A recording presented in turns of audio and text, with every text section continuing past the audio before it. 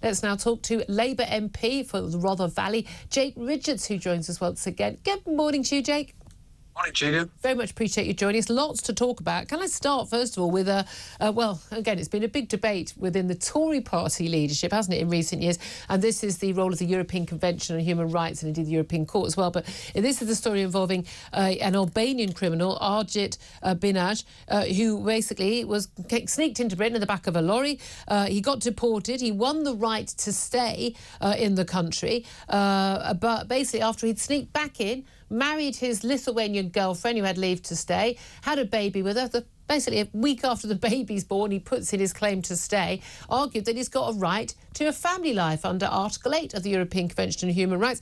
And he's been allowed to stay, despite being a convicted criminal, despite arriving here illegally, simply because he's got a kid and a wife here. We cannot stay in a convention that means that we can't decide who lives in this country, can we? I think one of the most disgraceful aspects of the story you've just told, Julia, is the fact that our borders are completely out of control. And this man was able to sneak in without any claim and essentially break the law in doing so. I believe that this case happened under the last government when Robert Jenrick was Immigration Minister and James Cleverly was Home Secretary. They're both now running to be leader of the Conservative Party. So I hope that when they come on your show, Julia, as I'm sure they always do, you will hold them to account for the decisions they made when they were running the Home Office. In the last 3 months, the Home Secretary, the new Home Secretary, has begun to take steps to get a grip of our borders. The levels of boat crossings are down on this period last year. They're still too high, absolutely, and there's more work to do. I mean, so you cannot claim that any success on dealing with channel boat crossings. We just had 973 crossing on Saturday alone, for goodness sake. But Julia, there's still work to do, as I said, but the numbers were down for this 3-month period as compared to last year. But look, I'm not come on, Jake. That's more likely down to the weather than anything else. Well, no, because it was this period compared to last year's. Yeah, OK, I'm going to break this to you. The weather is often different in different summers. Well, yes, but Julia, look, I'm not coming on your show to claim great success that we've dealt with the boats. We're not doing what Rishi Sunak said and making promises we can't keep. But we are committed to getting control of our borders. That takes time. It's complex. It's difficult. It's not easy. And this government is getting to work to try and achieve that. Well, we shall see if there is any success on that front. But fundamentally, should people who have come to this country illegally, who have committed crimes, who've been deported, ever be given the right to stay in this country under any circumstance? Well, I want to see more criminals who've committed offences in this country be deported out of our country. It's not good. Well, he was deported. That job done. He was deported. Well, that wasn't. With all due respect, that wasn't the question I asked you. Should anyone who has come to our country illegally, who has committed crimes, been convicted, gone to prison and then been deported, should anyone in those circumstances ever be allowed to stay in our country? I think it does depend on the facts and different Well, I've just given you the facts. But Julia, look, let me be very clear. What circumstance where someone has come to the country illegally, committed crimes, gone to prison for those crimes, been released and deported, sneaked back in again? What possible circumstance other than, oh, he had a wife and a kid here, by the way, neither of whom are British? What? Those are the circumstances. Those are apparently the best circumstances in which he could be allowed to stay. Do you think that he should be allowed to stay? Because I think the answer is a very clear no. I would like this gentleman to be deported out of our country. He's not a gentleman, he's a thief. I would like this person to be deported out of this country. I think that's right. However, this is complex because deporting people is not as easy as it might sound. I know you want it to be easy, Julia. I heard you say, common sense, let's get them out of the country. It's not quite as straightforward as that. No, it's not quite straightforward because we have the European Convention on Human Rights, because we have those supposed safeguards run by a liberal intelligentsia who do not get how the British people feel about this. There's a whole group of people in this world who genuinely don't know. Julia. I know these people. I'm unfortunately someone who I know these people personally. They genuinely don't think we should have borders. They think everyone's got a right to live anywhere they want. But Julia, I don't know who you're talking about. I certainly don't agree with that. I believe we need to have strong borders and control our borders. I think that's a basic right. So, OK, if we can't control our borders, if we can't deport someone in those circumstances, we don't have strong borders. In which case, if the reason why we can't deport is because we're in the European Convention on Human Rights, should we leave the convention? No, and I'll tell you why. Why not? Well, I was just about to tell you, Julia, if you give me a minute. Look, the reason why we don't need to leave the European Convention of Human Rights to get control of our borders. This man shouldn't have been allowed to slip back into our country. Once he's in, it's much more difficult. It shouldn't be. I personally don't want, when it comes to the European Convention of Human Rights, Julia, I personally don't want to be on the side of the only two European countries who aren't signatories, which is Russia and Belarus. I don't think that's right. This is such nonsense. Julia, let me finish. Julia, let me finish, will you? Just for 1 minute. And people who want to leave the European Convention of Human Rights also have to answer this question.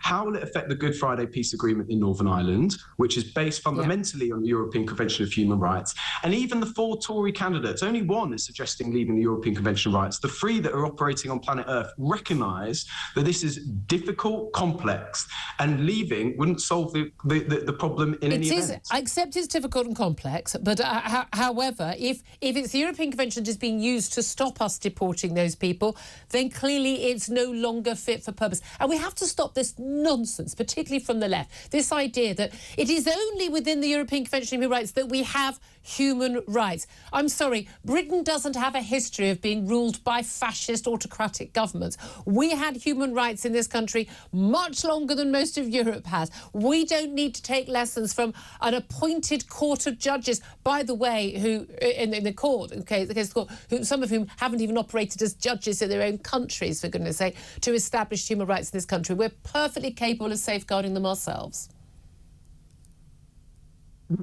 Fundamentally, I don't think the European Convention of Human Rights is the problem about controlling our borders. Well, the problem with the example that you've given, Julia, this morning is the fact that this guy was allowed back in.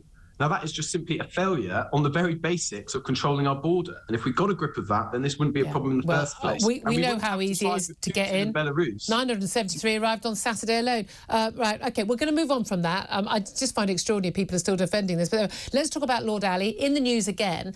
Now, we were told constantly that Lord Ali is just this lovely, generous, very nice chap. He's got a load of money. He's been buying Keir Starmer's suits, giving money to all and sundry in the Labour Party. It's just because he's a lovely guy and he believes in the Labour cause. He's a Labour peer. But had nothing to do with policy. He had a pass for number 10 to organise a couple of social arrangements, social gatherings, apparently. All very bizarre. It turns out, according to a brand new book, that actually he has been involved in some of the access talks with civil servants, involved in appointments, involved in the planning of the grid of news announcements over the first 100 days. He probably didn't expect to be the subject of most of those news announcements during that grid. This shows clearly Lord Ali gave a load of money and he got not only access but influence over government policy. This is what I think we used to accuse, what's that word? Oh, corruption, isn't it?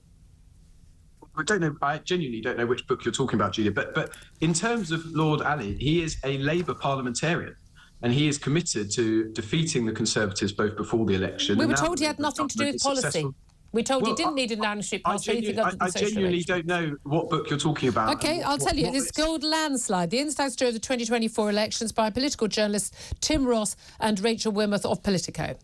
They probably know what they're talking about. I'm yet to read that. I'm a bit busy at the moment. But look, I genuinely have no idea what role Lord Ali has been playing as part of the government and as part of his role as a Labour parliamentarian. Shouldn't we know? Shouldn't we know if someone's got an access all areas pass to Downing Street, if someone is buying stuff for the Prime Minister, shouldn't we know what his role is?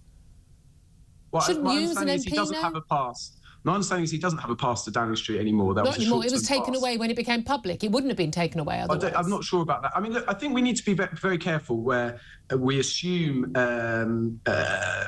negative motives when actually this is a guy who has been a Labour politician for, I think, several decades. And of course he is committed to helping the Labour Party defeat the Conservatives, which we did at the last general election. And of course he is committed and playing a role, as I am as a Labour parliamentarian, in trying to make this government successful if we can. Yes. So I think it's, I think the notion that a Labour peer of 20 years is sort of buying access is not right. Well, it's buying influence. Well, I just don't think that's right, because he's a parliamentarian in his own right. He hasn't got a job in government, as far as I understand it. Well, as far as you understand it, except he did have influence. Why was he attending access talks with civil servants as a representative of the Labour incoming government if he didn't have a role? Julia, I was busy campaigning, so I wasn't at those access talks. I don't know who was. I don't know what they were about. It may very well have been about an area. But an unelected, but he had no role. He was just this nice donor guy. No role whatsoever, but he was attending access talks with civil servants. Members of the House of Lords have been ministers. They've had big roles in government. I mean, in the last government... But he's not been appointed as a minister. But he's not been appointed as a minister. No, but if he has had a role in preparing for government, I don't know. I genuinely don't know. But you're telling me... But don't we have a right to know? If we're told he had no role in policy making, he just had a pass briefly for a few weeks because of some events that had to be organised on Number 10, which no one ever really believed. I certainly didn't. But now it's emerged that he's actually been involved in the heart of the Labour project. These are two different stories. Once again, Labour have been caught out, Downing Street's been caught out in yet another, should we go, untruth. I don't think that's right. I mean, you've made reference. I don't know. You've not read the book. That he was in some meetings. I don't think that's a formal role in government. Attending access meetings with civil servants. I think you'll find that's a very senior role to have. Let me talk to you about how well things are going. 100 days is going to be marked on Saturday. Prime Minister's already lost his chief of staff, massive amounts of infight. He's also lost incredible popularity among the public. The lead of the Labour Party over the Tories has fallen to, this is astonishing, to just 1 point, according to More in Common poll. They put Labour on 29%, Tories on 28%, Reform UK on 19%, Lib Dems on 11%, Greens on 7%. I mean, big landslide in terms of the number of MPs, if not the number of votes, but doesn't look very likely you're going to be getting a second term, does it? Well, there's a long way to go to the next election, and the focus has to be on turning the country around.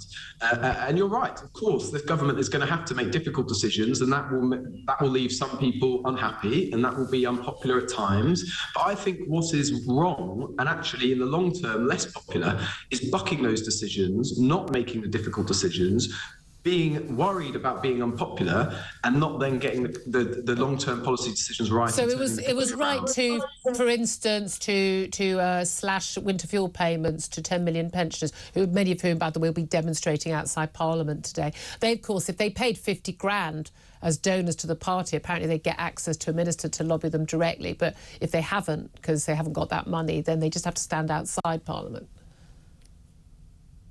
I've been on your show already talking about the winter fuel payments policy. It's a difficult policy. I accept that it's unpopular with lots of pensioners and other people as well, some of whom are coming to Parliament. I've met with hundreds of pensioners in my constituency, some of whom are very angry about that policy. I get it and I understand that. But as I was saying, Julia, difficult decisions are going to have to be made to turn the country around. And in my view, there are three main tests that I'm going to hold the government to account when it comes to the next election. Do people feel better off? Is the cost of living crisis, has that been eased? Have waiting lists in our NHS gone down, and have we got a grip of our borders? Now, I think in the next few years, people will feel that this government is making progress on those issues. We shall see, and no doubt voters will be judging on that basis too. Jake Richards, always appreciate you coming on. Labour MP for Rother Valley. Thank you for that.